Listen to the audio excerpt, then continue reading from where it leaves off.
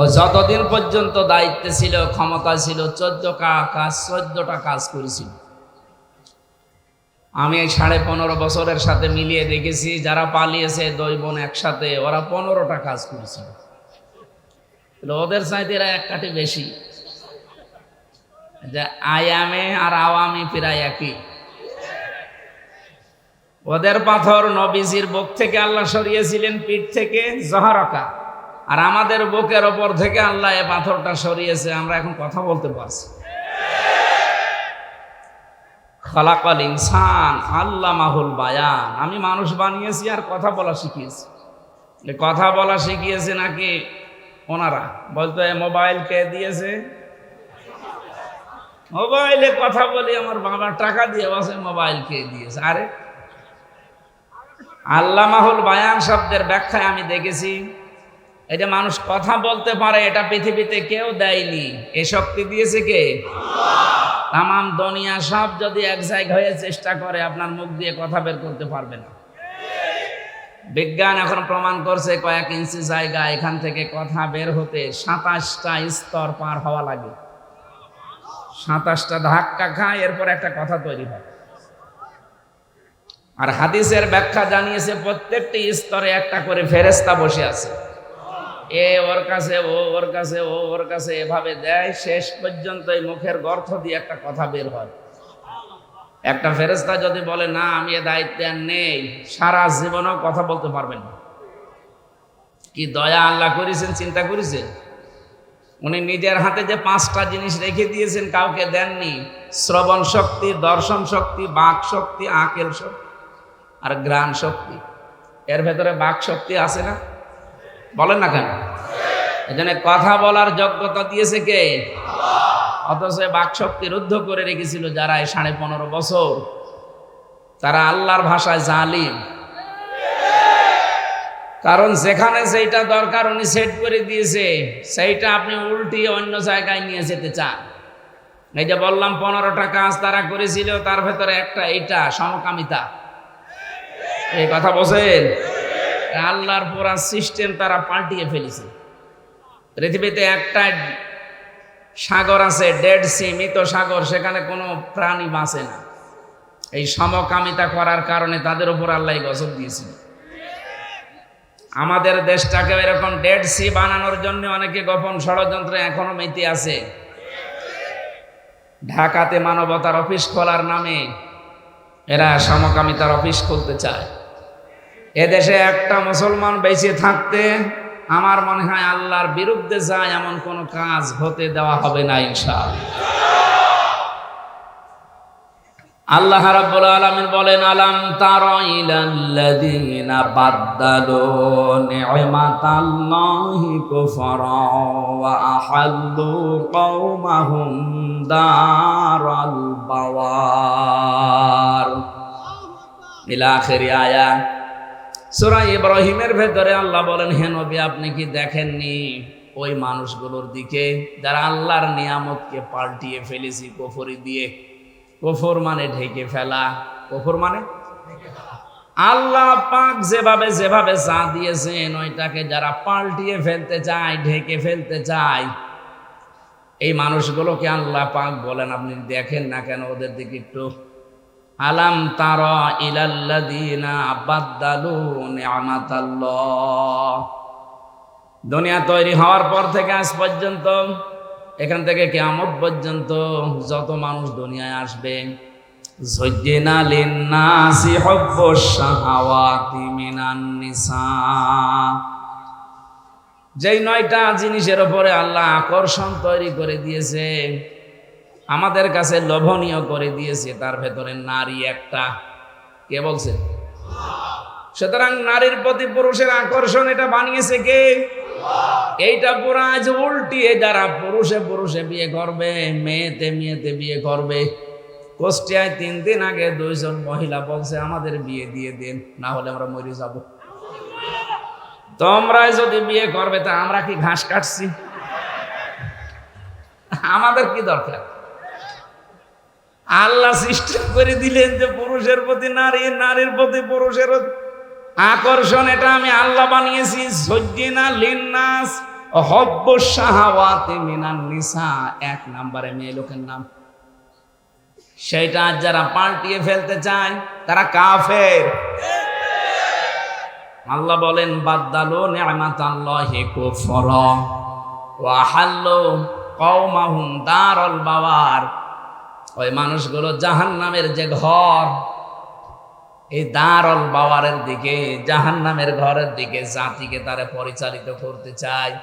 সমকামিতা যারাই প্রমোট করবে তারা জাহান্নামী, কারণ এরা আল্লাহর পুরা সিস্টেমকে উল্টিয়ে দিতে চায়। কথা বলেন ঠিক কিনা?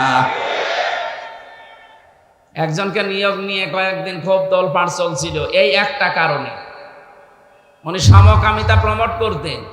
ওনার যে সিনেমাগুলো আপনি বানিয়েছে দেখেছিলেন, বিশেষ করে bachelor, 3rd person singular number, এগুলো দিয়ে একটা মেয়ে লোকের ঘর কি করে ভাঙা যায়, পরকীয়া প্রেমে কি করে আসক্ত করা যায়, সেই শিক্ষাগুলো দেওয়া হতো। এই কারণেই তো এদেশের মুসলমানেরা তাকে মাথার উপরে মেনে নিতে পারেনি। কথা বলে না কেন? আল্লাহর প্রকাশ্য নিষিদ্ধ কাজ যারা বৈধ করতে চায় যে কোনো কায়দায়, এদেশের মানুষ কিন্তু বুঝে ফেলে। আর বুঝে ফেললেই আপনি কি তাদেরকে আর দাবিয়ে রাখতে পারবেন না। যদি একবার বসে যে আল্লাহ রাসূলের বিরুদ্ধে যাচ্ছে, ও বাবা হলেও তালাক দেবে। কথা বলেন। এতটুকু থাকলে ইনশাল্লাহ যথেষ্ট। এতটুকু ঈমানও যদি আমাদের থাকে, কিয়ামত পর্যন্ত এদের সংরক্ষিত থাকবে। কিন্তু এটা ধরে রাখা লাগবে, মুনাফিকে যেন না ঢোকে। অনেক মুনাফিক অলরেডি তৈরি হয়ে গেছে, কারণ জালেমদের এতদিনের জমানো টাকা হালাল করা লাগবে না। অনেকে হালাল করছে এইভাবে, না আপনি বিপদে পড়বেন। কোরআনে কারিমের সূরা নমল ভালো করে খেয়াল করবেন। আমি কোরআনের আয়াতের তাফসিরের সাথে বাস্তবতা যখন মিলাতে চাই, দেখি খাপের খাপ মুমতাজের বাপ মিলে যাচ্ছে। একটু দেখেন তো মেলে কিনা। আমাকারো মাকরাও আমাকারনা মাকরাও ওয়া হুম লা ইয়াশউরুন। সূরা নমলের 50 নম্বর আয়াত, 19 নম্বর পারার 20 নম্বর পৃষ্ঠা 6 নম্বর লাইনে আছে। এটা আধুনিক তাফসিরে পাবেন। আল্লাহ পাক বলেন মাকারু মাকরান, ওরা ষড়যন্ত্র করেছিল ষড়যন্ত্র করার মতো। মাকারু দিয়েই তো শেষ হয়ে যেত, মাকরান দিলেন কেন? আল্লাহ পাক বলেন এমন ষড়যন্ত্র ওরা করেছিল 1500 বছর আগে আয়াতটা নাযিল হয়েছে। এটা লূত নবীর ওই কাহিনীকে আল্লাহ তুলে ধরেছেন। আকাদ মাকারু মাকরুহুম ওয়া ইনদাল্লাহি মাকরুহুম ওয়া ইন কানা মাকরুহুম লিতাযুলা মিনহুল জিবাল। সূরা ইব্রাহিমের 46-47 নম্বর আয়াতে আল্লাহ জানিয়েছেন, হে নবী ওরা এমন ষড়যন্ত্র করেছিল যে পাহাড় পর্যন্ত তার জায়গা ছেড়ে চলে যাবে। ওদের ষড়যন্ত্রের জাল এত গভীর ছিল। এই যে 15টার কথা বলছিলাম, একটা একটা দেখবেন মিলে যাবে। তার ভেতরে 1 নাম্বার এই সমকামিতা। লূত নবী আলাইহিস সালামের জামানায় ওরা আরম্ভ করেছিল এই ষড়যন্ত্র, এই দুর্বিসন্ধি। আল্লাহ পাক বলেন আমিও বসেছিলাম না। মাকারনা মাকরন, এখানে ফাইল কর্তা সরাসরি আল্লাহ নিজে। আল্লাহ বলেন আমিও কৌশল করলাম। তাহলে কাফেররা যেটা করে ওইটা ষড়যন্ত্র, আল্লাহ যেটা করে ওইটা কৌশল। এক কথা বলছেন? গোয়েন্দা বিভাগের লোক আছে এখানে বহু। আমি আসার সময় চোখ দেখে বুঝেছি, কারণ আমি জানি আমি যেখানে যাই ফেরেশতা আগে যে হাজির হয়। কিরামান কাতিবিন তো 2 জন আছে সাথে, আর ওরা আসে আরো 50-60 জন। আপনি এসেছেন ভালো।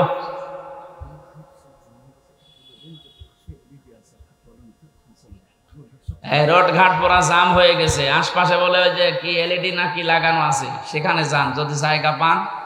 না এইভাবেই থাক, কি করবেন, কোথায় যাবেন? চারিদিকে মানুষ।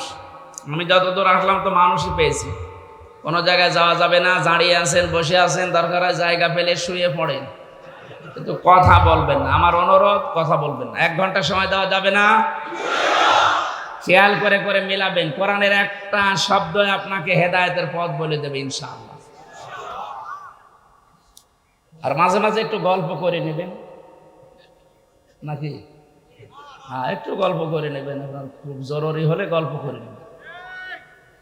আর এখান থেকে উঠে যাবেন শুধু প্রসাব পায়খানা আর বিড়ি খাওয়ার নেশা লাগবে, অসুবিধা নেই। বিড়ির নেশা লাগলে খেয়ে আবার চলে আসবেন। পুলিশের সামনে যেন আবার পড়েন না, আবার টাকা নেবে। বিড়ির মাসলা ঢাকা বিভাগে একটু ঝামেলা আছে, এটা চট্টগ্রাম আর সিলেটে আবার আলাদা। ওরা অনেক ইমাম সাহেবও বিড়ি খায়। কি মাইক তো ঠিকই আছে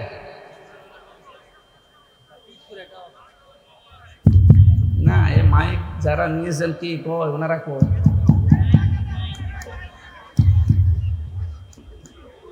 এই আওয়াজটা বন্ধ করে দিন। মাইকের দিকে তাকিয়ে আমার মনে হচ্ছে যে রওশনের স্বাদ, এর প্রায় সবই নষ্ট হয়ে গেছে, চলছে আর কি। মাইকের মধ্যে আছেন, একটু মাইকের আওয়াজটা একটু কমাই দিবেন। কয় তারা কয় কি করেন কি? ঢাকা এভাবে থাকলে হবে? আপনাদের তো গ্রামে পাঠিয়ে দেবে। আওয়াজ হয় কেন? আপনি কি স্টেজে আছেন? মাইক্রোফোন লাইনটা খুলে নেন।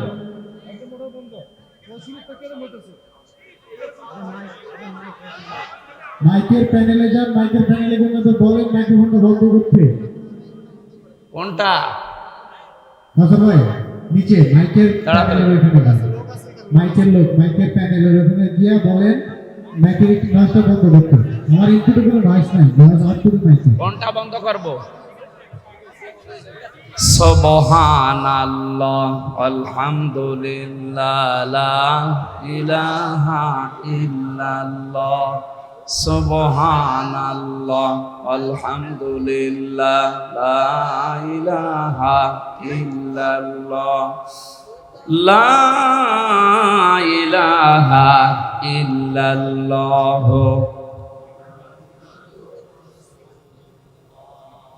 এই স্টেজের এই দুইটা মাইক চালু করে দেন আর রিভাব দেন। ঢাকাবাসী, এখানে দুইটা শব্দই কিন্তু এক, মাজদারও এক, কিন্তু ক্ষেত্রে আলাদা ব্যবহার।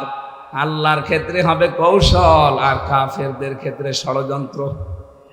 আমি কেন বলছিলাম গোয়েন্দাদের কথা? কারণ কালকে এটা ওরা অন্যদিকে নিয়ে যেতে পারে। কারণ যারা পালিয়ে গেছে ওরা তো বসে নেই, ওরা অলরেডি এই শব্দ নিয়ে ষড়যন্ত্র আরম্ভ করেছে। এতদিন পর্যন্ত যুদ্ধ করতে পারে না, এখন বলছে জঙ্গিবাদ, মৌলবাদ। এই ধোয়া তুলেই তো এই 15.5 বছর হাজারো মানুষকে জেলে ভরে রেখেছিল, গুম করেছিল। এই ধোয়া আমরা আর তুলতে দেব না। বিশ্বের যারা মডল আছে এদেরকে আজ উনি বিভিন্ন দেশে সিম্পেথি পাওয়ার জন্যে ছড়িয়ে বেড়াচ্ছে যে আমরা নির্বাচিত ছিলাম, আমাদেরকে উৎখাত করা হয়েছে। এটা একটা ডাহা মিথ্যা কথা। এই 15.5 বছরে যারা নির্বাচিত ছিলাম এ কথা বলে, এদের না ঈমান নেই বুঝলাম, বিবেকও নেই। আপনি শয়তানকেও যদি জিজ্ঞাসা করেন যে 15.5 বছরকে নির্বাচন হয়েছে, শয়তানও হাসবে।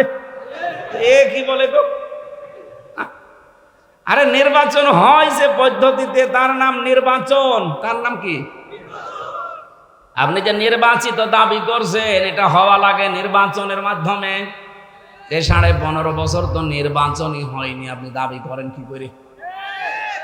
একটা হাসি মানুষ এত দাহা মিথ্যা কথা বলেন, আপনার লজ্জা লাগে না? এই জন্য আশা করছে আমিও যেহেতু হাসি, আমার নামে একটু ঝামেলা আছে।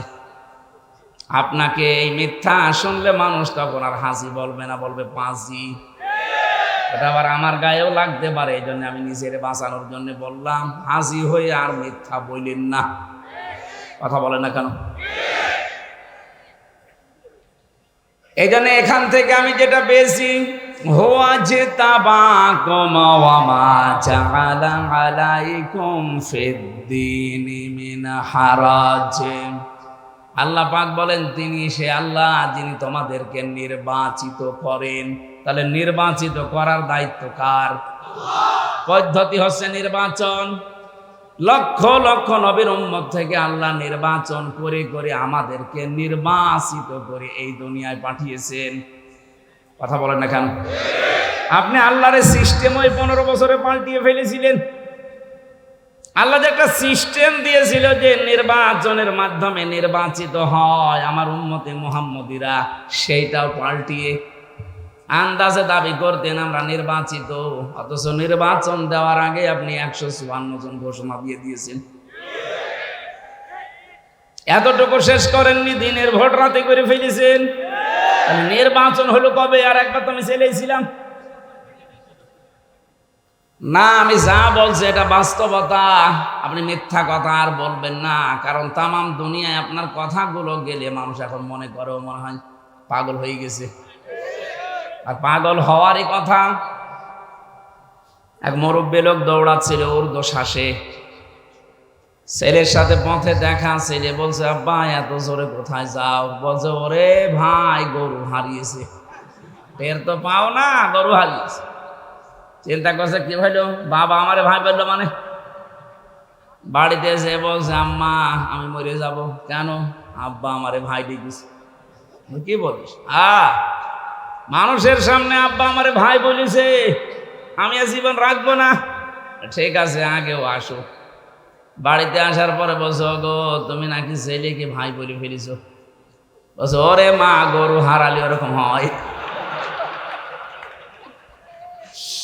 60-70 হাজার টাকার একটা গরু হারিয়ে গেলে যদি ছেলেকে ভাই বউকে মা বলে ফেলে, এত বড় বিশাল সাজানো বাগান হারিয়ে গেছে, ওর মাথা ঠিক থাকে? এই জন্যই তো মিথ্যা কথা বলছে। কি বলবে না বলবে এখন আর দিশা পাচ্ছে না। এজন্য আমরা আশা করব হাসি হয়ে যেন আর মিথ্যা কথা বলবেন না। হাসির পাত্র তো হয়েই আছেন সারা দুনিয়ায়। সারা দুনিয়ার মানুষ জানে যে 15.5 বছরে নির্বাচন হয়নি। কথা বলেন না কেন? আপনি গণতন্ত্র হত্যা করেছেন, আর আপনি এখন গণতন্ত্র মানুষ কন্যা সেজেছেন। আমার যেটা বলার জন্য আমি এ পর্যন্ত এসেছি, খুব খেয়াল করে শুনবেন। এই পৃথিবীতে ইসলাম প্রতিষ্ঠার জন্য ইসলামপন্থীরা যেটা করবে এটা হচ্ছে কৌশল, আর ওইটাই যদি কাফেররা করে ওইটা হবে ষড়যন্ত্র। এইটাই প্রমাণ। অমাকারু মাকরন অমাকারনা মাকরন, 4টা শব্দ দেখেন একরকম। 2টার ফাইল আল্লাহ নিজে আর 2টার কাফের। কাফেরদের বেলায় এই শব্দ হবে সন্ত্রাসী, আর আল্লাহর বেলায় হবে এটা জিহাদ। আমরা মুসলিমরা যা করি বিশ্বে অন্যায় দূর করার জন্য আমাদেরটা জিহাদ, আর আপনারা যা করছেন ওইটার নাম সন্ত্রাস। আল্লাহ পাক বলেন আমি নিজে ষড়যন্ত্র আমি কৌশল করেছিলাম। অহুম লা ইয়াশউরুন, ওরা টেরও পায়নি যে কিভাবে কি হয়ে গেল। ফানজুর কাইফা কানা আকিবাতু মাকরিহিম, আল্লাহ পাক বলেন নজর করে দেখেন এই ষড়যন্ত্রকারীদের পরিণাম আমি আল্লাহ কি করেছিলাম। এবার যারা আলেম আছেন তাদেরকে বলছে আন্না দাম্মারনাহুম। আন্না এটার ফাইল আল্লাহ নিজে, দাম্মারনা এর কর্তা আল্লাহ নিজে, এরপর আবার হুম দিয়েছেন। আল্লাহ পাক বলেন আমি নিজে তাদের শিকড় কেটে দিয়েছি, ধ্বংস করে দিয়েছি। কওমাহুম আজমাইন, তাদের পুরা জাতিকে আমি শেষ করে দিয়েছি জালেমদের। এবার একটা গোপন কথা বলছি যেটা আমার মনে হয় 5 তারিখের সাথে মিলে যাবে। খুব খেয়াল করে দেখেন তো মেলে কিনা। এটা সূরা নমলের 52 নাম্বার আয়াতে আছে ফাতিলকা বুয়ুতুহুম খাবিয়াতাম বিমা যালামু। আরবি গ্রামার অনুযায়ী ফা শব্দটা 19টা অর্থে ব্যবহার হয়। কি আমি কি বানিয়ে বলছি? আলেম যারা আছে তারা তো জানবে। আল্লাহ যেন তার এই কুদরতি আঙ্গুল এভাবে দেখিয়ে বলছে বাংলার মানুষেরা এই সেই ঘর, এই সেই 1 বচন দেননি, বাইতুন না বুয়ুত বহু বচন, এরপরে হোম দিয়েছেন। আল্লাহ বলেন এই সেই ঘর, এই জালেমদের ঘর এইগুলো। বিমা জলামু, এদের জুলুমের কারণে আমি আল্লাহ এই ঘরের অবস্থা কি করেছি জানেন? মাঝখানে শব্দ আছে খাবিয়াতান, গৃহ শূন্য করে দিয়েছি, উজাড় গৃহ বানিয়ে দিয়েছি, জনশূন্য করে দিয়েছি, মরুভূমি বানিয়ে দিয়েছি, নিকৃষ্ট এবং পদদলিত বানিয়েছি। খাবিয়াতান মানে সার শূন্য করে দেওয়া। আপনি দেখেছেন আগস্টের 5 তারিখের পরে বিকাল 5টা বাজতে বাংলার যত জালেমের ঘর আর অফিস ছিল সব পরিত্যক্ত হয়ে গেছে। এটা করেছে কে? কাদের দ্বারা? এই দেশের জনগণের দ্বারা। আল্লাহ বলেন হে নবী, এই সেই ঘরগুলো আপনি কি দেখতে পান না? এই সেই ঘর। খাবিয়াতান, আমি উজাড় গৃহ বানিয়ে দিয়েছি, পরিত্যক্ত করে দিয়েছি। বিমা জলামু, এই জালেমদের জুলুমের কারণে। এটা যে কত বাস্তব, এটার প্রমাণ আপনি দেখবেন কুষ্টিয়ার হানিফ সাহেবের বাড়ি। এই 3 দিন আগে আমি আসার সময় দেখলাম বাড়ির পায়খানার প্যান পর্যন্ত মানুষ খুলে নিয়ে চলে গেছে। এখন ওইটা জাতীয় টয়লেট হয়ে গেছে। একবারে 8-10 জন করে যাচ্ছে আর বিভিন্ন দিকে মুখ দিয়ে আল্লাহ রাস্তায় কাজ করছে। মানুষের জামাত বদ্ধ হয়ে শুরু হয়েছে।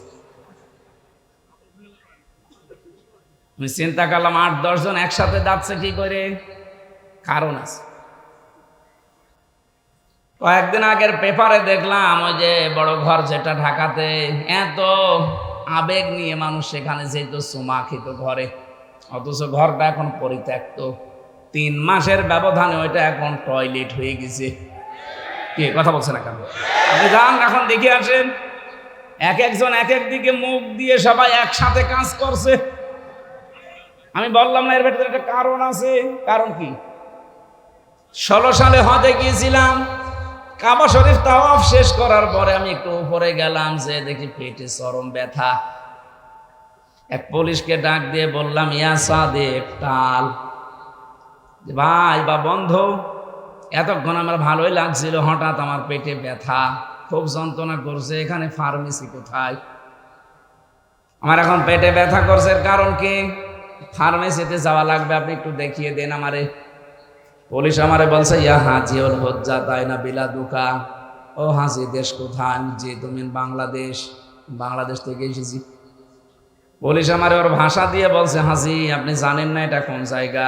না তো। আবু জাহেলের বাড়ি। আপনি এখনো পায়খানা না করে দাঁড়িয়ে আছেন, তাড়াতাড়ি করেন। পায়খানা করে দেখি সত্যি আমার পেটের ব্যথা ভালো হয়ে গেছে। আল্লাহ যেন আমাকে হাতে ধরে বসাতে চাচ্ছে, হামজা এত টাকা খরচ করে আসলে আরে শয়তানের বাড়ি পায়খানা না করে চলে যাবা, তাড়াতাড়ি করো।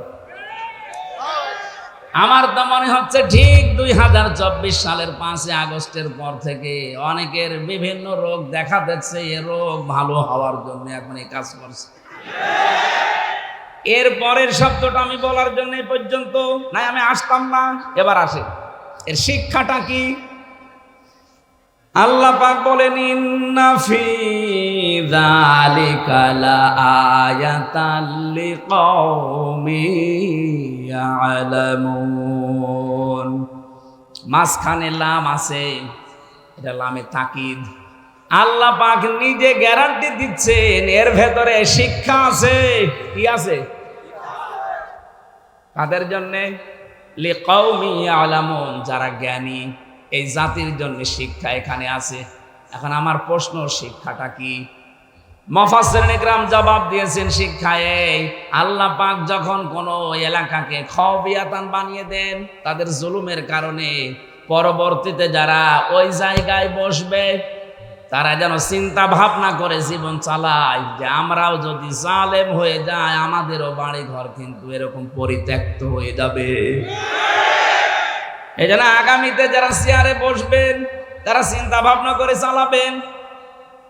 এ জালেমদের 15 বছরের এত বড় শিকড় যদি আল্লাহ কেটে দিতে পারে, ফাকতি আদাবিরুল কওমিল্লাযিনা যালামু আলহামদুলিল্লাহ। লিল্লাহি রাব্বিল আলামিন। বলেন আল্লাহু আকবার। আল্লাহ বলেন জালেমদের শিকড় কেটে দেওয়া হয়ে গেছে। কে বলছেন? এদের এত বছরের শিকড়, আপনি একটা তাকান ইউনিয়ন থেকে শুরু করে একেবারে আন্তর্জাতিক লেভেল পর্যন্ত এমন কোন জায়গা নেই জালেমদের শিকড় ছিল না। এইগুলো যদি আল্লাহ কেটে দিতে পারে, আগামীতে যারা বসবে তাদের শিকড় কাটতে আল্লাহর দেরি হবে। আল্লাহ পাক শুধু বলবেন কোন ইন্নামা আমরুহু ইযা আরাদা শাইআন আইয়াকুলা লাহু কুন ফায়াকুন। আমি যখন কোনো কাজের ইরাদা করি, ইচ্ছা করি, কিছুই করা লাগে না, শুধু কোন বলি, ফায়াকুন হতে 1 সেকেন্ডও দেরি লাগে না। 1:30টা থেকে 5:30টা, 3.5-4 ঘন্টার ভেতরে যদি সারা বাংলাদেশের 630টা থানা জালেমদের যত বাড়ি ছিল আমার জানা মতে একটাও নেই। কিছু না কিছু হলেও কাজ, দরজা জ্বালানোর কাজ ভাঙা হয়েছে, এখন পরিত্যক্ত হয়ে পড়ে আছে।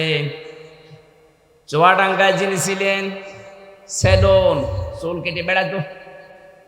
সেলুন মানে কি? চুল কাটে না? এই লোকের বাড়ি ঘরের অবস্থা দেখেছেন? অথচ কি দাপট ছিল 15 বছরে, কত কিছুর মালিক হয়ে গিয়েছিল নামে বেনামে। মানুষ তার নাম পর্যন্ত পাল্টিয়ে দিয়েছিল এলাকায়। কি সুন্দর নাম তার, সোলাইমান হক জর্দার সেলুন।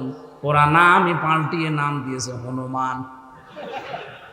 হ্যাঁ, এই যে হোসাইন আছে, জিজ্ঞাসা করেন, ওর বাড়ি ওখানে। ওর নাম এখন আর কেউ সেলুন বললে চেনে না, ওর নাম বলা লাগে। হনুমান কোথায়, তার বাড়ি কোনটা মানুষ দেখিয়ে দেয়, এই যে সেই জাতীয় টয়লেট। 3 মাসে যদি এই অবস্থা হয়ে যায়, 3 বছর যেতে দেন, এদেশে জালেমদের একটা চিহ্নও থাকবে না। আমাদের শিক্ষা এখান থেকে আমরা যেন জালেম হয়ে না যাই, কারণ জালেমদের বিরুদ্ধে সরাসরি মামলা দেবে আল্লাহ নিজে। সূরা শুরা 25 নম্বর পারা 6 নম্বর পৃষ্ঠার 12 নম্বর লাইনের 42 নম্বর আয়াতের প্রথম অংশে আছে, ইন্নামাস সাবিলু আলাল্লাযিনা ইয়াযলিমুনান নাস। অবশ্যই আমি আল্লাহ মামলা দায়ের করব দুনিয়ায় যারা মানুষ হয়ে মানুষের উপরে জুলুম করে। ইয়াজলিমুন আল মুসলিমুন আল্লাহ দেয়নি, দিয়েছে। ইয়াজলিমুনা মুজারে, বর্তমান ভবিষ্যৎ, প্রেজেন্ট ফিউচার। আল্লাহ মুসলিমুনা না দিয়ে নাস দিয়েছেন একবারে। মানুষ হয়ে যারা মানুষের উপরে জুলুম করেছেন এতদিন, তারা আল্লাহর মামলার আসামি। বিশ্বজিৎ কি মানুষ ছিল না? এক কথা বলছে না, সে মুসলমান না, কিন্তু সে তো মানুষ। বলেন কি করে মারলেন তাকে? আমার সাথে জেলে ছিল ওই ছেলেটা, খুলনায় বাড়ি, ওই যে 18 মাইল নাকি আছে না ভাই, ওখানে বাড়ি ওর, শাওন। আমি বললাম আপনি এইভাবে কোপ মারলেন কি করে? ও যে আমার মাথা ঠিক ছিল না। মাথা ঠিক ছিল না, কি হয়েছিল বলো? উপর থেকে আমাদেরকে যা জানিয়েছি আমরা তাই করেছি। ছেলেটা বারবার বলছিল, ভাই কিসের জামাত, কিসের শিবির, আমি মুসলমানই না, আমি আপনাদের মতো হাফ হাতা না, আমি ফুল হাতা। হ্যাঁ, ও ফুল হাতা না। আমি এটা ওর কাছ থেকে ওই দিন শুনেছিলাম। আমাদের যিনি জেলার ছিল দেবদুল্লাহ আলো, সেই দিনই আসতো, তখনই মানুষ চিল্লিয়ে উঠতো যে ফুল হাতা আসতেছে। তার মানে ও তো মুসলমানই দেয়নি, এটা ফুল হাতা আর আমরা হাফ হাতা। ও বলেছে যে ভাই আমি মুসলমান না, আমি শিবির না। কিসের শিবির, কিসের জামাত, আমি হিন্দু মানুষ। তারপর আমরা ছাড়ি নাই। কি করলেন আপনি এই কাজটা করে? এখন তো ফাঁসির আসামি থেকে যাবজ্জীবন 30 বছর জেল খাটা লাগবে। জীবনটা শেষ হয়ে গেল জেলখানায়। যে আমি এতটুকু অনুধাবন করেছি, অন্যায় করার পরে যদি সাজা হয়ে যায়, তার পাশে আর কেউ থাকে না। তখন অনুশোচনা, আফসোস করা ছাড়া সারাটা জীবনে আর কিচ্ছু নেই। এখন যিনি জল্লাদের দায়িত্বে আছে, আগে তো শাহজাহান জল্লাদ ছিল, এখন যিনি দায়িত্বে আছে ওর বাড়ি চট্টগ্রামে। এই লোকটা আমার সাথে মাঝে মাঝে দেখা করতো, বলতাম ভাই, উনি যেহেতু চেকার ছিলেন, চেক করতেন মোবাইল আছে কিনা। ডাক দিয়ে একদিন বললাম, ভাই কি কয় বছর? বলে আমার মামলা সে এমন কঠিন না, বউ এক থাপ্পড় দিয়েছিলাম, ও ছাতা মরে গেছে। আমি 17 বছর না কত বছর যেন বলে সৌদি আরবে ছিল, এরপরে বিয়ে করেছে। বিয়ের পরের বছরে ওর বর সাথে গন্ডগোল, কি ওর স্ত্রী আর ওর মার সাথে মিল নেই। আজ হাজারো পরিবারগুলো শুধু ওই স্ত্রী আর শাশুড়ি এদের মিল না থাকার কারণে ভেঙে যাচ্ছে। মাঝখান থেকে ছেলেরা রোগী হয়ে যাচ্ছি আমরা। কি কথা বলেন এখানে? এই পুত্রবধূর মন যদি আমার মনে হয় ব্রড মাইন্ডের হতো, ন্যারো মাইন্ডের না হয়ে কোন সন্তান বাংলাদেশে আলাদা হতো না। বৃদ্ধাশ্রম বানানো হচ্ছে এখন জেলায় জেলায়। কালকেই যেখানে ছিলাম ঝিনাইদহ শৈলকুপায় একটা বৃদ্ধাশ্রম উদ্বোধন করে আসলাম। সেদিন গিয়েছিলাম নীলফামারী কিশোরগঞ্জ থানা, বলে চলেন বৃদ্ধাশ্রম দেখে আসি। যে দেখি এই কোলে 20 জন, এই কোলে 20 জন মা আর বাবা বসে আছে। এদের চোখের দিকে তাকিয়ে আমি বুঝেছি প্রতিটি সন্তান, তা প্রতিটি মা বাবা ছেলে মেয়ের জন্য বরদোয়া দিচ্ছে। এই জন্য তো শুধু আমি সন্তান, আমি দায়ী না, ওবায়দুল্লাহ এরশাদ দায়ী না। আমার এই মাকে বাবাকে বৃদ্ধাশ্রমে রাখা, আলাদা করে দেওয়া, এর পেছনে দায়ী 100 ভাগের 80 ভাগ আমার বউ। কথা বলে না কেন? ওর যেন সহ্যই হতে চায় না, অথচ ওর নিজের মা বাবা যদি সারা জীবন থাকে একটা কথাও বলে না। কেন স্বামীর মা বাবাকে নিজের মা বাবার মতো মনে করা যায় না? মেয়েরা এসেছে। সম্মানিতা মা বোনের একটা গোপন আমল বলছি, জীবনে যদি স্বামীর মন পেতে চান, সত্যিকারের ভালোবাসা পেতে চান, স্বামীর মা বাবাকে নিজের মা বাবা মনে করেন। তো নিজের জীবনেও স্বামীর মন পাবেন না। উপরে উপরে হয়তো আপনাকে ভালোবাসা দেখাবে, আর ভেতরে ভেতরে দোয়া করবে, আল্লাহ এর তুলে নেও। কারণ এর কারণে আমার 25-30 বছর আমার পেছনে যারা শ্রম দিল, ওই মা বাবা পর্যন্ত এখন আমার কাছে নেই। নাকি ঢাকা শহরে এগুলো হয় না?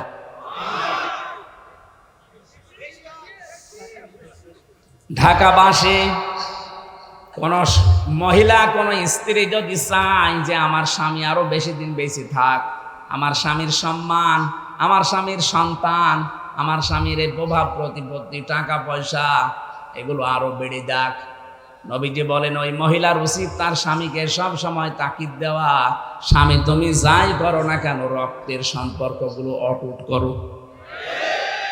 তুমি তোমার ভাইয়ের সাথে সম্পর্কটা ঠিক রাখো, তোমার বোনের সাথে সম্পর্ক ঠিক রাখো, মা বাবার সাথে সম্পর্ক ঠিক রাখো, তোমার চাচা চাচি, ফুফা ফুফি, এদের সাথে সম্পর্ক ঠিক রাখো। কারণ এদের সাথে সম্পর্ক রক্তের, কিসের? অথচ এদের সাথে আর সম্পর্ক খারাপ করার পেছনে দায়ী এই বউগুলো। আরে বউগুলোকে পিন দেয়, ঔষধ দেয় ওই বোর মার, ওর বড় বোন, ওখান থেকে শুধু ঔষধ পাঠায়, ওই আর কতদিন থাকবি, আলাদা হয়ে যা। আমার মনে হয় ঢাকাতে এরকম কিছু হচ্ছে, এই জন্য এত আওয়াজ দিচ্ছে। কার কার বউ এরকম ছোট মনের, একটু হাত তোলেন তো। না আছে, এই যে কোন জাহান্নামে আছে আপনি টের পাচ্ছেন না, আমি টের পেয়েছি। এটা ক্যামেরাটা একটু ওইদিকে ঘোরাও, ওরে তামাম দুনিয়ায় দেখাক যে আল্লাহর ওলি একটা পাওয়া গেছে। না ভাই, খুব ঝামেলা আছে। এতদিন পর্যন্ত মেয়ে লোক ক্ষমতায় ছিল, এই জন্য নারী নির্যাতনের আইন খুব কড়াকড়ি। চাচা এরশাদ একবার গিয়েছিল, কিন্তু পুরুষ নির্যাতনের আইন ও সাতা ছেলে করেনি। ও যদি একটু শক্ত আইন করে যেত তো পুরুষ নির্যাতনেরও আইন আছে। বলেন তো, এই যে জল্লাদটা, ও খালি একটা থাপ্পড় দিয়েছিল ওখানে সংশোধন করার জন্য। বউ শুধু কারণে অকারণে মায়ের সাথে তর্কাতর্কি করতো, মাকে কিছু দিলেই বউ রাগ করতো। শেষ পর্যন্ত বলছে আমি যে একটা থাপ্পড় দিলাম, যে আমার টাকা আমার মাকে দেবো, তোর কি? ছাতা মরে গেল, অথচ আজ আমি 30 বছর জেল খাটতেছি। একটা মানুষ বলেন তো 17 বছর বিদেশে, 20-22 বছর না হলে তার বিদেশ যায়নি। মনে করেন 20 বছর, 17 বছর আর 30 বছর, কত হয়? ওর জীবনে আর কি থাকে? এজন্য জেলখানার একটা অভিজ্ঞতা আপনাকে আমি বলছি শিক্ষার জন্য। আবেগে পড়ে কোনো কিছু করতে যাবেন না। একবার যদি জীবনে কোনো ঝামেলা হয়ে যায়, সারা জীবন ওই 4 দেওয়ালের মাঝে বসে পস্তাবেন, কাউকে পাবেন না। আমি তো কিছু না করে গেছি তাই কাউকে পাইনি। আর আপনি অপরাধ করে যাবেন, আপনার বউ তখন অন্য জায়গায় চলে যাবে, আপনার ছেলে মেয়ে আপনার শত্রু হয়ে যাবে। এই পারিবারিক এই সমস্যার কারণে কত সন্তান পর্যন্ত তার বাবার নামে দেখলাম মামলা দিয়েছে। কে ভাই আপনাকে মামলা দিয়েছে? কে বলে আমি আমার ছেলে, ওর মাকে নাকি আমি মেরে ফেলেছিলাম। বলেন নাউজুবিল্লাহ। এটা শুধু পারিবারিক জীবন গেল, সামাজিক আছে, রাজনৈতিক আছে, আন্তর্জাতিক কিছু নিয়ম আছে। আমরা যেন সতর্ক থাকি। যদি কোনো কারণে কোনো অপরাধের সাথে জড়িয়ে আবেগে হোক, কারো নির্দেশে হোক, একবার যদি আপনি চলে যান, শাস্তি পেয়ে যান, তখন ওই নেতাকেও আর খুঁজে পাবেন না। আমার ভাইরা, আমি যেটা বোঝাতে চাচ্ছিলাম, তাহলে আমাদেরকে আজকে থেকে জুলুম, এখান থেকে একেবারে পুরা জীবন মুক্ত হওয়া লাগবে। নাই তো আমি কিন্তু আল্লাহ মামলার আসামি হয়ে যাচ্ছি। পুলিশের কাছে বাধা দিলে হয় পুলিশবাদী কেস, আর মানুষের ওপরে জুলুম করলে হয় আল্লাহবাদী কেস। মানুষের ওপরে জুলুম করলে কেস করবে কে? আপনি লক্ষ্য করেছেন শব্দটা? আল্লাহ বলেন আমি নিজে মামলা দেব। মামলার বাদী যত বড় হয়, মামলা তত কঠিন হয়। আমাদের নামে মামলা দিয়েছিল রাষ্ট্র। যদি এরশাদ ভাই দিত সলিমদ্দি, আমি 3 দিনও আটকে রাখতে পারতো না। যত টাকা লাগে টাকা পয়সা দিয়ে বেরিয়ে চলে আসতাম, কারণ আমি আকিস গ্রুপে চাকরি করতাম। কয় টাকা লাগবে আপনার বলেন?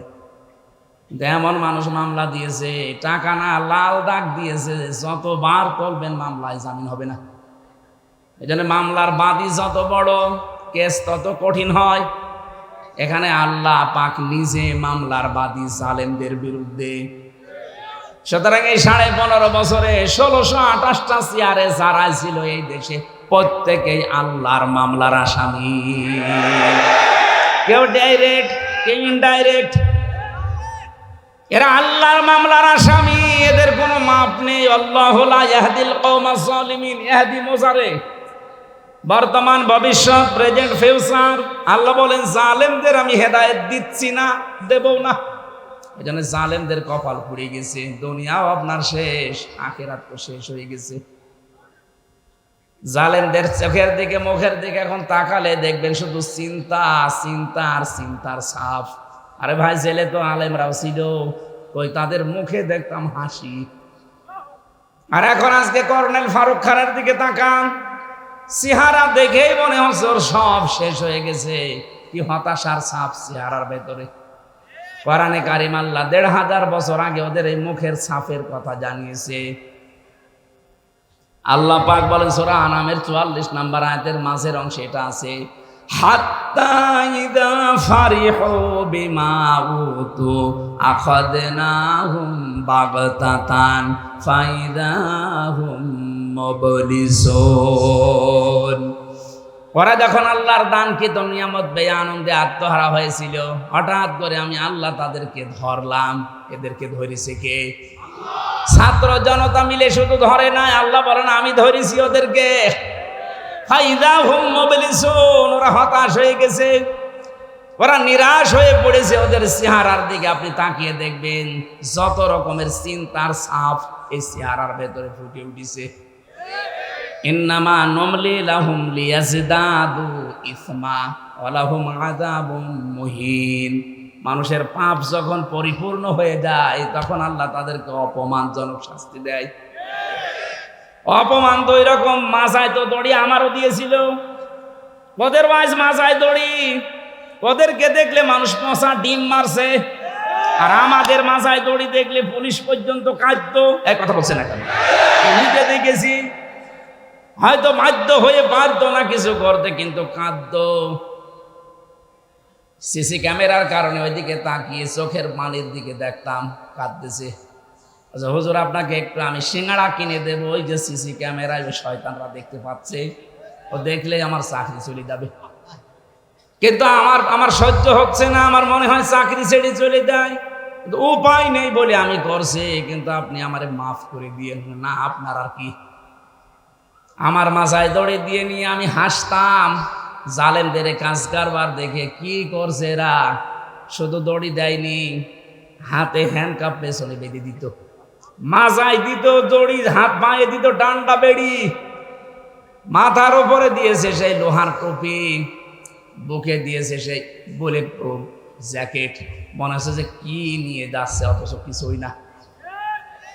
একটা ভীতিপূর্ণ অবস্থান তৈরি করে আলেমদের সাথে অস্ত করতো, যেন পরবর্তী প্রজন্ম ভয়ে কেউ আলেম হতে না চায়।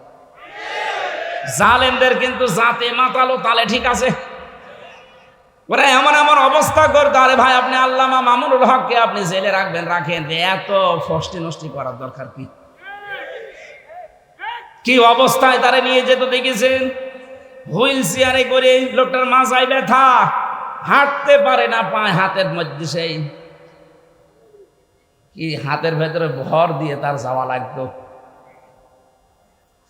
রিমান্ডে তো আমি ছিলাম, আমি বুঝেছি আপনারা কি করেন। বিভিন্ন অস্ত্র নিয়ে এসে বলতো যে এইগুলো দিয়ে আমরা নখ তুলি। কিছু কিছু মানুষের আমি দেখেছিলাম এত বড় বড় নখ হয়ে গেছে, ওই যাদেরকে আয়না ঘরে রেখেছে, তাও তো এটা 2 নাম্বার। আসলটা যারা আছে এত বড় বড় নখ হয়ে গেছে, চুল দাড়ি গব দেখলে মনে হচ্ছে ওরে বাবারে জঙ্গল থেকে বেরিয়ে আসতেছে। এই নখ দিয়ে দেওয়ালের সাথে খুশিয়ে খুশিয়ে লিখে রাখতো কাটা কাটা অক্ষরে যে ভাই, যদি কেউ বাইরে যেতে পারেন এই নাম্বারটা একটু জানাবেন যে নাম্বারের লোকটা এখনো বেঁচে আছে। কি করেছেন আপনি বলেন তো? আর আপনি বলেন আমি কি করেছি, আমার পালানো লাগলো। কি করেছেন আপনি টের পাচ্ছেন না? আপনার পাপের বোঝা পরিপূর্ণ হয়ে গেছে, এই জন্য তো আল্লাহ এত অপমান করছে। বিচারপতি মানিকের মতো এরকম একটা হারামি, ওরে বিচারপতি বানিয়ে পুরাটাই অবিচার করেছে। আর আল্লাহ পাকও দেখিয়েছে, কলার পাতায় শুয়েছে ওরে, ওর বিসি উড়ে গেছে,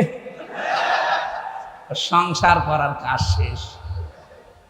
দেখেন কবে শুনবেন যে ওর বউ চলে গেছে, কারণ বিসি না থাকলেও বউ থাকবে। আযাব মহিন শুধু পড়েছি, এটা আমি দেখলাম নিজের চোখে যে আল্লাহ অপমান করে কি করে। এই কথা বলে না কেন? এজন্য আমি আবার বলছি, আমরা যারা আছি সাবধান, যদি আগামীতে চেয়ার পানও জুলুম করবেন না। আপনার বাড়ি ঘর, আপনার অফিস আদালত যতই মজবুত করেন, আল্লাহ কিন্তু ওইটা জনশূন্য করে দেবে। আল্লাহ আমাদের হেফাজত করুন, বলেন আমিন। আমরা আজকে একটা গ্রাম নিয়ে আলোচনা করব, খুব খেয়াল করে মিলাবেন। আমার তো কোরআনের আয়াত পড়লেই মনে হয় এটা কেবল নাজিল হচ্ছে। সূরা নমল থেকে আমরা পড়েছি, এর নামকরণ, ঐতিহাসিক প্রেক্ষাপট, ব্যাখ্যা, অনেকগুলো কথা আছে, মাতৃভাষায় অর্থ, এগুলো সব বাদ দিয়ে দিলাম। কারণ আমার 10টার ভেতরে ডাক্তার ঘুমাতে বলেছে, এখন 10:30 বেজে গেছে, তাড়াতাড়ি শেষ করব, এই জন্য আমরা সব বাদ দিলাম। সূরা নাহাল 112 নম্বর আয়াত। আজকের আলোচনার বিষয় গ্রাম। কি বললাম? এটা কি গ্রাম নাকি শহর? আল্লাহ রাব্বুল আলামিন এমন একটা গ্রামের, এমন একটা জনপদের উদাহরণ আমাদের কাছে দিচ্ছেন, একটু মিলিয়ে দেখবেন। অবরাবাল্লাহু মাসালান ক্বরিয়াতান কানাত আমিনাতাম মুতমাইন্নাহ। আল্লাহর এই দৃষ্টান্তের দিকে লক্ষ্য করো। আল্লাহ রাব্বুল আলামিন নিজে একটা দৃষ্টান্ত দিচ্ছে, উদাহরণ তোমাদের সামনে পেশ করছে, উপমা দিচ্ছে আল্লাহ তোমাদের সামনে একটা গ্রামের। কিসের? যে গ্রাম ছিল শান্ত, নিরাপত্তা দিয়ে বেষ্টিত এবং নিশ্চিন্তে বাস করা যেত। 2টা শব্দ পেলাম আমরা, কানাতা আমিনাতাম মুতমাইন্নাতান। এটা যদি ক্লাস হতো তাহলে এখানে আরবি গ্রামারের অনেক নিয়ম আছে। ক্বরিয়াতান, কানাত, আমিনাতাম, মুতমাইন্নাতান, এই শেষে তাগুলো কেন এসেছে? এগুলো ক্লাস হলে বোঝানো ভালো হয়। যেহেতু তাফসির মাহফিল, আল্লাহ পাক দুইটা সুন্দর সুন্দর উদাহরণ এখানে সেট করলেন। এক নম্বরে এমন গ্রাম যেটা নিরাপদ এবং নিশ্চিন্তে বাস করা যেত। তাফসিরে মুফাসসিরিন ইকরাম আমি যত তাফসির দেখেছি সবাই এক বাক্যে জানিয়েছে এইটা বলতে আল্লাহ বুঝিয়েছেন মক্কা শরীফকে। কাকে? মক্কা শরীফকে আল্লাহ পাক একেবারে নিরাপত্তার শহর জানিয়েছেন। আত-তিনি ওয়াজ-যাইতুনি ওয়া তুরি সিনিনা ওয়া হাদাল বালাদিল আমিন। এটা একটা নিরাপদ শহর। এবার আসেন তো বাংলাদেশের সাথে এই শব্দটা মিলাই। আমরাও কিন্তু ঠিক নিরাপদে ছিলাম, হঠাৎ করে সেই 47 থেকে আরম্ভ হয়েছে। কি 47 থেকে আরম্ভ? এর আগে তো শান্ত শিষ্ট নিরাপত্তা বেষ্টন করে আমরা ছিলাম। কারণ 800-850 বছর আমাদের এই এলাকাটা, এ পুরা ভারতবর্ষ মুসলমানদের হাতে ছিল। মুসলমানদের যখন হাতে ছিল তখন শিরক এত বেশি ছিল না। কারণ মুসলমান ক্ষমতা নেওয়ার পরে যে কাজগুলো করবে তার এক নম্বরে তারা শিরক বন্ধ করবে। সূরা আলে ইমরানের এবার 93 নম্বর আয়াতের তাফসীর করা আছে। আমার তাফসীর আজকে হচ্ছে কোরআন বিল কোরআন। ভালো করে খেয়াল করুন ভাই। ইন্না আউওয়ালা বাইতি উবদিআ লিন-নাসি লাল্লাযী বিবাক্কাতা মুবারাকান ওয়া হুদাল লিল আলামিন। আল্লাহ পাক বলেন পৃথিবীর প্রথম ঘর যেটা প্রতিষ্ঠিত হয়েছে, যেটা বানানো হয়েছে বাক্কায়, মানে মক্কায়। মক্কার প্রাচীন নাম হচ্ছে বাক্কা। এর ভেতরে এক নম্বরে মুবারাকান, বরকতময় করে দিয়েছি আমি আল্লাহ এই ঘরকে। 2 নম্বরে এখানে হেদায়েতের মশাল জ্বালিয়ে দিয়েছি তামাম বিশ্বের মানুষের জন্য। 2টা বিষয় আল্লাহ জানালেন এই ঘর সম্পর্কে, যেটা বরকতময়, এটা হেদায়েতের মশাল। আমান দাখালাহু কানা আমিনা। কেউ যদি এই ঘরে প্রবেশ করে আল্লাহ দিয়ে দেয়। কে বলছেন? কি পেলেন আয়াত শোনার পরে আপনি? খালি শুনেই যাবেন, আমি বলে যাব না। এখান থেকে কিছু নিয়ে আমাদের জীবনে এবার লাগানো লাগবে। কথা বলেন না কেন? আল্লাহ যে বললেন আমান দাখালাহু কানা আমিনা, এই ঘরের এরিয়ার ভেতরে যারা আসবে তাদেরকে নিরাপত্তা দেবে কে? আপনি দেখেছেন কেমন নিরাপদ ঘর? অথচ ওর এরিয়ার বাইরে গেলে দেখবেন ছিনতাই হয়, মারামারি হয়, গালাগালি হয়, দেখলে মেরে ফেলবে। কিন্তু এলাকার ভেতরে আপনি যতক্ষণ থাকবেন, ওই সে আবাহমান কাল থেকেই কেউ যদি বাবার হত্যাকারী কেউ দেখে যে কাবার চত্বরে কিচ্ছু বলতো না, এমন নিরাপদ আল্লাহ দিয়েছিলেন। এখন আমার প্রশ্ন, বাংলাদেশ কি কাবা শরীফ? কথা বুঝে উত্তর দেব। বাংলাদেশ কি কাবা শরীফ? এটা কাবা থেকে 6000 কিলোমিটার দূরে। তাহলে আমাদের এই 56,000 বর্গ মাইলকে নিরাপত্তা দিয়ে বেষ্টন করা লাগবে না? কি শত্রু দেখতে পাচ্ছে না চারিদিকে? পাশের রাষ্ট্র আমাদের প্রতিবেশী, ওদের সাথে যাদের যাদের বর্ডার আছে তারা প্রত্যেকটা বর্ডারে মার খায়। পাকিস্তান বর্ডারে মার খায়, চীনের বর্ডারে মার খায়, মায়ানমারের বর্ডারে মার খায়, নেপালের বর্ডারে মার খায়। আর যত মার আমাদের দেয়, ওরা মার খেয়ে শেষ করে না। দেখবেন পাকিস্তানে আর চীনের কাছে মার খেলে ওরা বলিউডে সিনেমা তৈরি করে। ওইটা দিয়ে ওরা সিনেমা বানায়। সিনেমার নায়ক দেখেছেন? আল্লু অর্জুন, রামচরণ, প্রভাস, এদেরকে দিয়ে সিনেমা বানায় আর ওটা আবার হিট করায়। আর এইটা দিয়ে আমাদেরকে টাকা পয়সা যা উপায় হয় ওইটা দিয়ে আমাদের মারে। ওরা মার খায় পাকিস্তানের বর্ডারে, চীনের বর্ডারে, মায়ানমারের বর্ডারে। আর মারে কাদের বলেন? নিরাপত্তা দেওয়ার জন্য এবার কি লাগবে বলেন? আল্লাহ বলেন এই তো কাবা শরীফ না তোমার এই বাংলাদেশ, 6500 কিলোমিটার দূর। তাহলে এইটাকে যদি নিরাপত্তা দিয়ে ঢেকে রাখতে চাও কি করা লাগবে? এবার আসেন, আমি বলছি সূরা আনআম 7 নাম্বার পারা 17 নাম্বার পৃষ্ঠা, প্রথম নাম্বার লাইনের 82 নাম্বার আয়াতের প্রথম অংশে আছে। আধুনিক যে তাফসির আছে সব মিলাবেন, এটা পাবেন। আল্লাযীনা আমানু ওয়া লাম ইয়ালবিসু ঈমানাহুম বিযুলমিন উলাইকা লাহুমুল আমনু ওয়া হুম মুহতাদুন। আল্লাহ পাক বলেন যারা ঈমান আনবে আর ঈমানের সাথে যারা জুলুম মিশ্রণ করবে না, এখানে জুলুম মানে শিরিক। জুলুম মানে কি? যারা তাদের ঈমানের সাথে শিরিক মিশ্রণ করবে না, আমি আল্লাহ গ্যারান্টি দিলাম উলাইকা, যেন এইভাবে হাত দিয়ে দেখাচ্ছে বাংলাদেশের দিকে যে উলাইকা, এই মানুষগুলো লাহুমুল আমনু, এরা আল্লাহর কাছ থেকে নিরাপত্তা পাওয়ার হকদার। তাহলে বাংলাদেশ যদি নিরাপত্তার চাদরে কাবা শরীফের মতো ঢেকে রাখতে চান, এ দেশ থেকে জুলুম শিরিক বন্ধ হওয়া লাগবে। এদেশে শিরিক নেই বলেন? প্রকাশ্য শিরিক চলছে একটা, যে ক্ষমতার উৎস জনগণ, এটা শিরিক। এটা কারা আছেন এই বিশ্বাসে আমি জানি না। হ্যাঁ আছেন আপনারা, আমি জানি অনেকেই আছেন এই বিশ্বাস এখনই পাল্টানো লাগবে। এটা শিরিক, কারণ আল্লাহ যেটা পারে ওইটা অন্য কেউ পারে, এই বিশ্বাস করার নাম শিরিক। আর শিরিক যারা করে তারা মুশরিক। কথা বলে না কেন? আইন দিতে পারে কে? অন্য কেউ পারে। ক্ষমতা দেখাতে পারে কে? অন্য কেউ পারে। সুতরাং আল্লাহ যেটা পারে ওইটা অন্য কেউ পারে বিশ্বাস যারা করেন। ক্ষমতার উৎস আল্লাহ বারবার বলছে আন্নাল কুওয়াতা লিল্লাহি জামিআ কুলিল্লাহুম্মা মালিকাল মুলকি তুতিল মুলকা লিল্লাহি মুলকুস সামাওয়াতি ওয়া মা ফিল আরদ। এরকম 950-এর উপরে আয়াত আছে ডাইরেক্ট ইনডাইরেক্ট ক্ষমতার উৎস কে? সেইটাকে আজ উল্টিয়ে ফেলেছেন আপনি। আপনি বলছেন না ক্ষমতার উৎস জনগণ। এই বিশ্বাস করেন কারা? আমি জানি না। যারা করেন এখনই মত পাল্টান। আপনার বিশ্বাস যদি এখনই না পাল্টে ওইভাবে মারা যান, আপনি শিরিক করছেন। আর শিরিক করলে আপনি মুশরিক। শিরিক যতদিন এই দেশে চালু থাকবে, আপনি বহির্বিশ্ব থেকে যত রকমের ষড়যন্ত্র আন্তর্জাতিক চলছে, জীবনও আপনি মুক্ত হতে পারবেন না।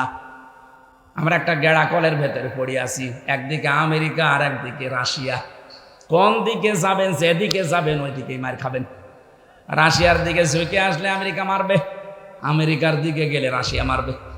আল্লাহ এমন একটা জায়গায় আমাদেরকে রেখেছে যে আমরা দাবার বুটি হয়ে গেছি। এখান থেকে একটাই উত্তরণের পথ আছে। এদেশের 18 কোটি মানুষ ঐক্যবদ্ধ হওয়া লাগবে যে আমরা শিরিক করব না। আর শিরিক কাকে বলেন? তাফসীরের ভাষা থেকে বলছি শিরিক বিল জাত, শিরিক বিল সিফাত, শিরিক বিল ইখতিয়ার আর শিরিক বিল হুকুক। এটা এক একটা আবার 4 প্রকার, 4 4 16 প্রকার। ওই 16 প্রকার শ্রেণী বিন্যাস করলে হয় 24 প্রকার। 24 প্রকার শ্রেণী বিন্যাস করলে হয় 72 প্রকার। 72 প্রকার ভাগ ভাগ করলে তাফসীরে আছে 120 প্রকার। শিন র কাফ এই শব্দের ভেতরে এতগুলো কথা লুকিয়ে আছে। এক একটা পয়েন্ট আকারে বললে 120 দিন লাগবে। এত কথা শুধু একটা শব্দের ভেতরে আল্লাহ লুকিয়ে রেখেছেন। তাফসীর করতে গেলে সময় লাগে। এই কারণে আল্লাহ রাব্বুল আলামিন আমাদেরকে নিরাপত্তা দেবেন 56,000 বর্গ মাইল। যত রকমের দুশমনি, যত রকমের ষড়যন্ত্র কৌশল হচ্ছে, যত রকমের কোট কৌশল চলছে, সব কিছু থেকে আল্লাহ আমাদের বাঁচাবেন। গ্যারান্টি দিয়েছেন উলাইকা লাহুমুল আমনু, এই মানুষগুলো নিরাপত্তার হকদার। কিন্তু শিরিক জুলুম বন্ধ করা লাগবে। জুলুম যাই হোক বন্ধ হয়েছে, কিন্তু শিরিক এখনো বন্ধ হয়নি। কথা বলেন? তাহলে আমাদের দেশকে যদি এখন আমরা নিরাপত্তায় ঢেকে দিতে চাই, কি লাগবে? সর্বপ্রথম শিরিক মুক্ত হওয়া লাগবে। এখন একটা একটা করে পয়েন্ট আকারে বললে এত সময় থাকবেন আপনারা, নাকি আমি আয়াতটা আগে শেষ করে নিই? এত প্রকার বলা ঠিক সম্ভব না। এখন আমি যতটুকু পারি আয়াতটা শেষ করে তারপরে যদি সময় আমার কোলায়, আমার কণ্ঠ আবার বসে যায়। কারণ এই 3টা বছরে জালেমরা যা খাওয়িয়েছে, শরীরটা শেষ করে দিয়েছে। কিছুক্ষণ কথা বললে আমার গলায় ব্যথা করে। ভেতরে তো কোনো চিকিৎসা নেই। যে ডাক্তার আসতো সব রোগের এক ওষুধ। কেউ যদি বলে আমার পেটে ব্যথা, ও যা দেয়। কেউ যদি বলে আমার নুনু ব্যথা, তো একই দেয়। হ্যাঁ, আপনি জিজ্ঞেস করেন যারা ছিল, যা বলবেন একই ওষুধ দেয়। আরে ভাই, পেটে আর নুনু কি এক? তারপরে ওই একই খেলে খান, ওরা ভালো হয়ে যাবে। কারণ বাইরে তো যেতে পারবেন না। এই অবস্থায় 3টা বছর, তারপরেও আমার তো ডাক্তারের কাছে নিয়েই যেত না। 14 দিন বলার পরে একদিন নিয়ে যেত, তাও 4-5 জন কারারক্ষী। মনে হচ্ছে যে কি হয়েছে, বাইরেও যাও ভেতরে। এত ভয় এদের। সিসি ক্যামেরা দিয়ে রাখতো, কারারক্ষী আলাদাভাবে বসিয়ে রাখতো। কি বলেন তো, আমার শরীর চলে না, আর এরা এত ভয় পায়। আমি কিন্তু মামুনুল হক সাহেবের মতো তো হংকার মঙ্কার দিতাম, তাও তো হইত। আমার এমনি শরীর ভালো না, আর তারপরে ওদের মনে হচ্ছে যে কলেজায় কাপড় উঠে যাচ্ছে। 4-5 জন আমার পেছনে লাগিয়ে রাখত। ঢাকাবাসী, আমি যে আয়াতের প্রথম 2টা শব্দ আল্লাহ জানিয়েছিলেন যে এমন একটা নিরাপদ শহর ছিল, যে শহরের 2টা বৈশিষ্ট্য, একটা নিরাপত্তা আর একটা নিশ্চিন্তে বসবাস করা। রব্বুল আলামিন বলেন, ইয়াতিহা রিজকুহা রাগাদাম মিন কুল্লি মাকান। বিশ্বের বিভিন্ন দিক থেকে তাদের দেশে জীবন উপকরণের জন্য যা লাগতো সব আসতো। আরে ভাই, 47-এর আগের ইতিহাসগুলো আপনি পড়ে দেখেন, আমি তো দেখি নাই, শুধু পড়েছি। কি শান্তিতে ছিল তারা, কি অবস্থায় ছিল তারা। 850 বছরে এলাকাগুলো মুসলমান শাসন করেছে। একটা মানুষের ওপরে জুলুম অত্যাচার হয়েছে প্রমাণ নেই। যদি একটু কিছু পাওয়া যেত, সঙ্গে সঙ্গে বিচার হয়ে যেত। বাদশাহ নুরউদ্দিন, বাদশাহ জাহাঙ্গীর, এর কাছে একটা বুড়ি মহিলা তার যুবতী পুত্রবধূকে নিয়ে এসে বলছে, বাদশাহ জাহাঙ্গীর, তোমার এলাকায় আমি বসবাস করি, আমার ছেলেটা প্রশাসনে চাকরি করে। প্রতিদিন রাতের বেলা একটা দুর্বৃত্ত এসে আমার ভয় দেখায়।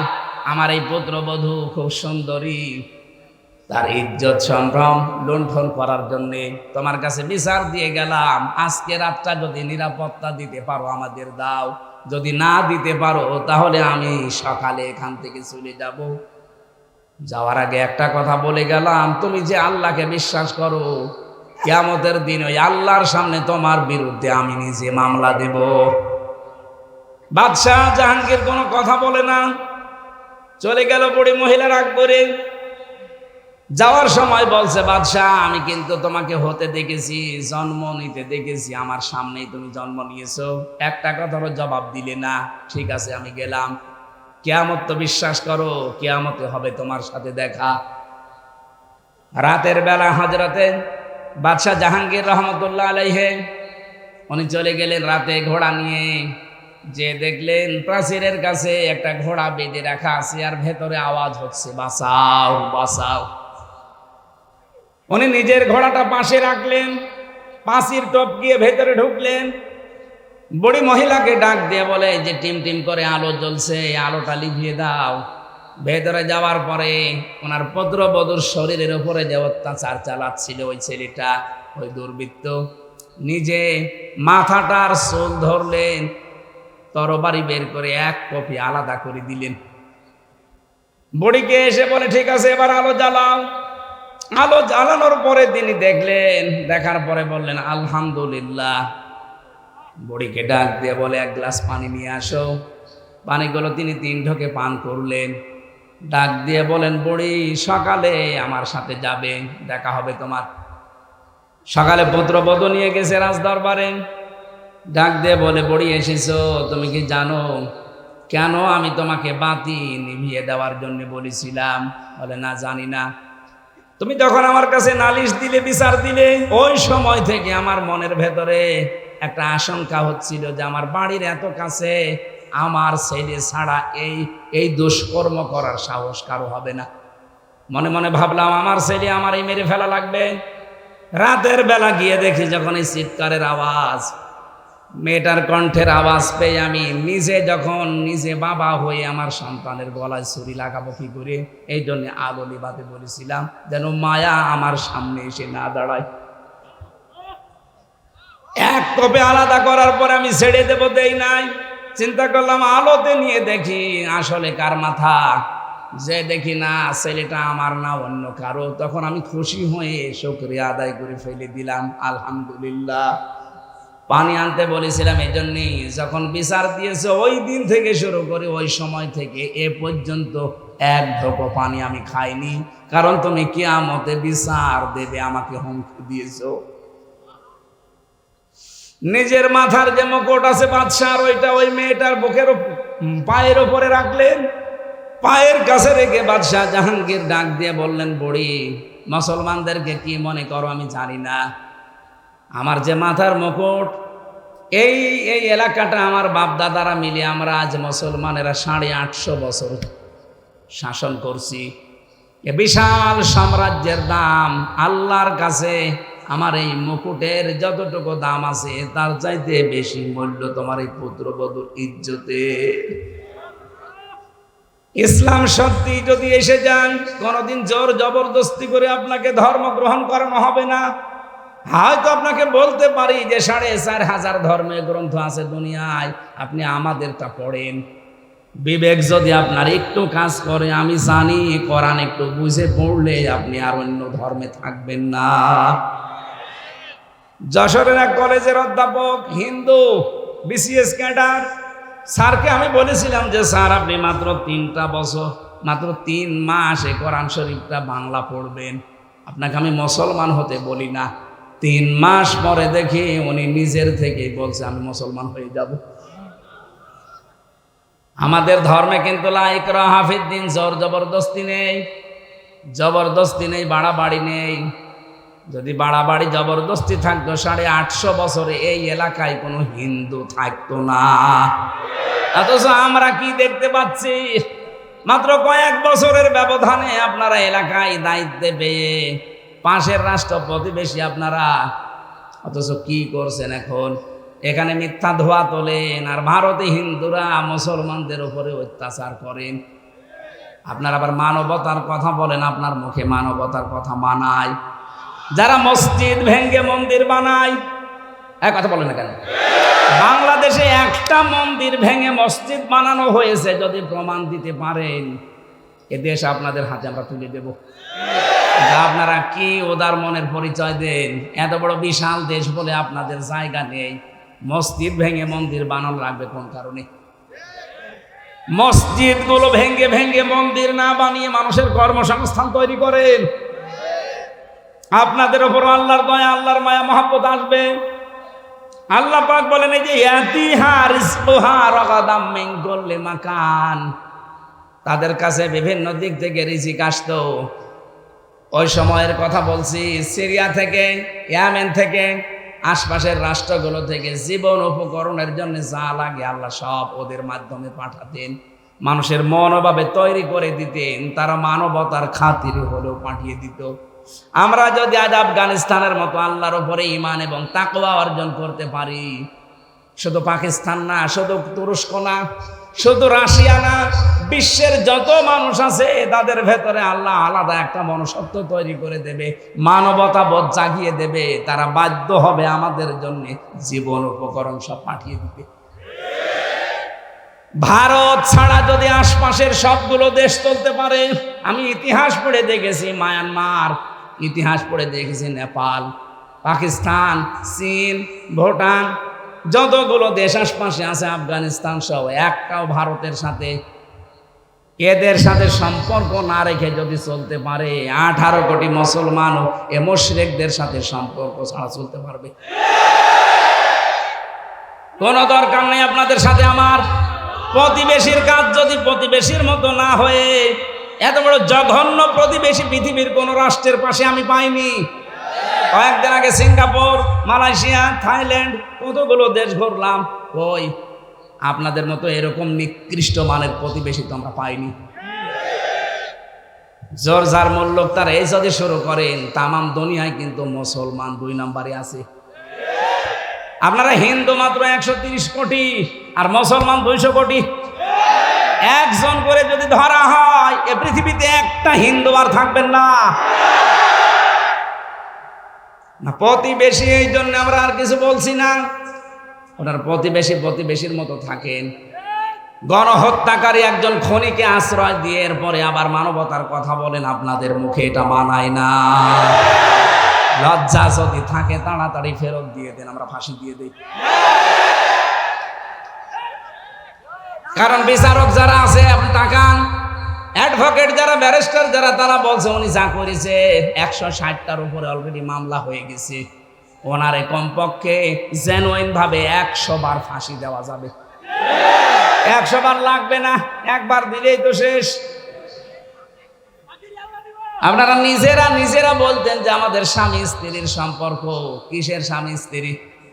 আপনি যদি সত্যি স্বামী হয়ে থাকেন তাহলে তো স্ত্রী চলে গেছে, সাথে গেছে আর এক স্বামী।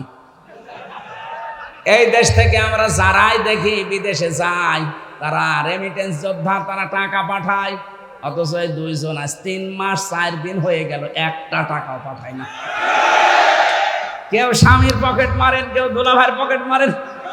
অন্তত 2 বোন মিলে যদি মাসে 50,000 করে তো টাকা পাঠানো যায়। আমরা ঋণে জর্জরিত হয়ে আছি, আর একটা টাকা 3 মাস 4 দিনে পাঠালেন না, আবার ষড়যন্ত্র করেন। থামেন। আর আপনাদেরকে বলবো, এই গণহত্যার সাথে যারা জড়িত, এই পৃথিবীতে ইতিহাস, হিটলার, চেঙ্গিস খান, এই যে লক্ষণ সেন, যারাই পালিয়ে গেছে পৃথিবীতে মানব হত্যার সাথে যারা জড়িত, তারা দুনিয়ার কোনোদিন ফিরে আসেনি, আসবেও না। এই জন্য ওই ফাঁদে পা দিয়ে আমাদেরকে এসপি সাহেব বলছিল যে মানুষকে জানাবেন, এই ফেসবুকে উন্মাদনায় পা দিয়ে অনেকে আজ উচ্ছৃঙ্খল বিশৃঙ্খল তৈরি করছে, এরা যেন থামে। কিচ্ছু হবে না, সব ষড়যন্ত্র মোকাবেলার জন্য দেশের 18 কোটি মানুষ প্রস্তুত আছে। এখন আর দল বিদল নেই, এখন সব দল এক দল, আমরা হচ্ছে মাজলুম। খালি ওই 14 দল বাদ দিয়ে, ওরা তো এখন আর নেই, বাকি আমরা যা আছি 2-1 জন থাকলে ওরা এখন মুসলমান হয়ে গেছে। আমার বংশেরটা আমি বলছি, ওরা তো 100 জনের 98 জন আল্লাহর ওলিকে নবী মানত, এত শক্ত। কিন্তু এখন এই বিকাল, আগস্টের 5 তারিখের বিকাল 5টা বাজতে আমার মোবাইল করে বলছে, ভাতিজা আমরা সব জামাত ইসলামী হয়ে গেছি। হ্যাঁ, এখন জামাত ইসলাম। আর এতদিন বলতো আমাদের বঙ্গবন্ধু আমাদের নবী, মানে নবী বলতো না কিন্তু এরকম মানতো। নবীজিকে গালি দিলে কিছু বলতো না, কিন্তু ওরে যদি কেউ একটু পান থেকে চুন খসে, গোষ্ঠীতে গন্ডগোল বেজে যেত, এরকম কঠোর অবস্থা ছিল। আর বিকাল 5টা বাজতে ওরা বলছে, ভাতিজা তুমি কোথায়? আমরা সব জামাত ইসলামী হয়ে গেছি। এই তো 14 দলের বাইরে যারা আমরা ছিলাম সবাই আমরা মাজলুম। এখন কিন্তু উহুদের ময়দানে চলছে এই বাংলাদেশটা। একটু যদি স্লিপ কাটা হয়, এখন এই গনিমতের মাল কোড়াতে ব্যস্ত থাকবেন, খালিদ বিন ওয়ালিদের মতো আকস্মিক ভাবে হামলা করে সব হত্যা করে ফেলবেন। এখানে সে অবস্থায় আছে, এগুলো সব বাদ দেন। মজলুমদের যা করা দরকার করণীয়, এখন পাহারা দেওয়া লাগবে দেশটা। বিশেষ করে যারা দায়িত্বে আছেন, সম্মানজনক একটা সময় নিয়ে তাড়াতাড়ি করে একটা নির্বাচন দেন। নির্বাচনের মাধ্যমে নির্বাচিত সরকারের আগে দেশটা তুলে দেন, তাহলে ষড়যন্ত্রগুলো বন্ধ হয়ে যাবে।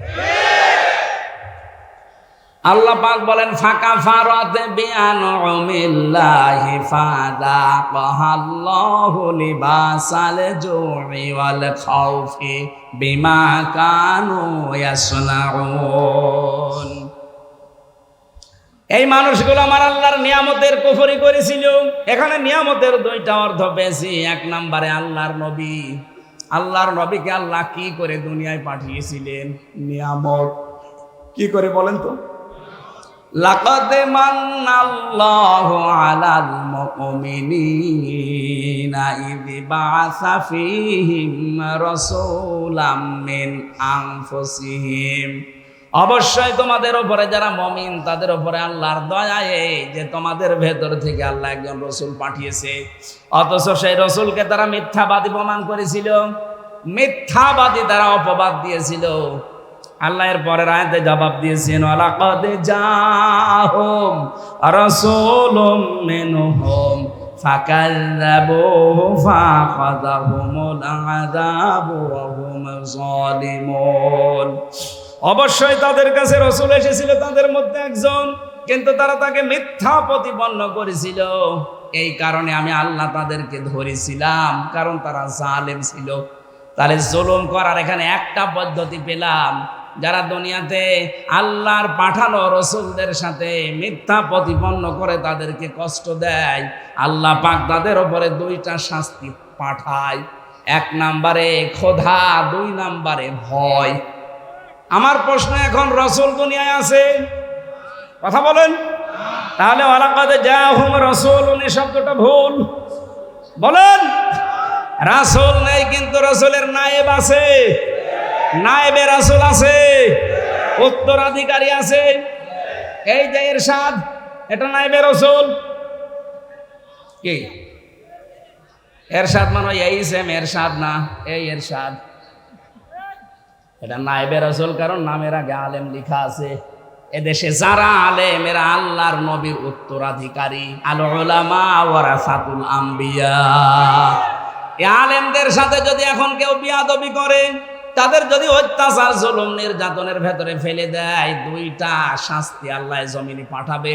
এক নম্বরে ফাযাকা হাল্লাহু লিবাসাল জু, ক্ষুধার পোশাক পরিয়ে দেবে। দুই নম্বর আল খাউফ, ভয় লাগিয়ে দেবে। আয়াতের তাফসিরে মুফাসসির লিখেছেন, বিশ্ব নবীকে আল্লাহ যখন উপরে নিয়ে যান মেরাজে, তখন দেখলেন পিপিলিকার মতো কি যেন উঠতেছে, আবার ছোট ছোট হয়ে কালো কালো কি যেন নামতেছে। ডাক দিয়ে বললেন,